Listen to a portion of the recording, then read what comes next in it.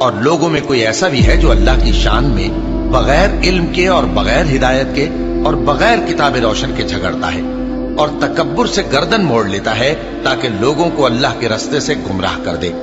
اس کے لیے دنیا میں ذلت ہے اور قیامت کے دن ہم اسے عذاب آتش سوزاں کا مزہ چکھائیں گے.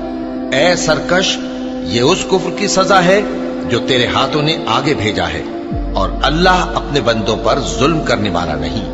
اور لوگوں میں بعض ایسا بھی ہے جو کنارے پر کھڑا ہو کر اللہ کی عبادت کرتا ہے، اگر اس کو کوئی دنیاوی فائدہ پہنچے تو اس کے سبب مطمئن ہو جائے، اور اگر کوئی آفت پڑے تو منہ کے بل لوٹ جائے، یعنی پھر کافر ہو جائے.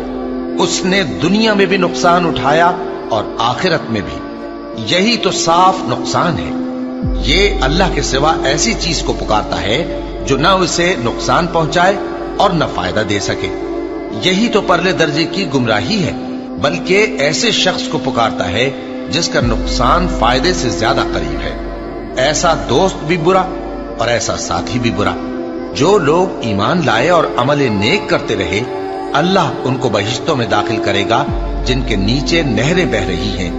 کچھ شک نہیں کہ اللہ جو چاہتا ہے کرتا ہے. جو شخص یہ گمان کرتا ہو کہ اللہ اس کو دنیا اور آخرت میں مدد نہیں دے گا، تو اس کو چاہیے کہ اوپر کی طرف یعنی اپنے گھر کی چھت میں ایک رسی باندھے، پھر اس سے اپنا گلا گھونٹ لے، پھر دیکھے کہ آیا یہ تدبیر اس کے غصے کو دور کر دیتی ہے. اور اسی طرح ہم نے اس قرآن کو اتارا جس کی تمام باتیں کھلی ہوئی ہیں. اور یہ یاد رکھو کہ اللہ جس کو چاہتا ہے ہدایت دیتا ہے.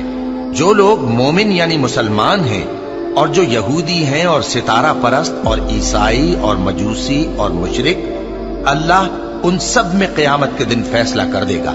بے شک اللہ ہر چیز سے باخبر ہے.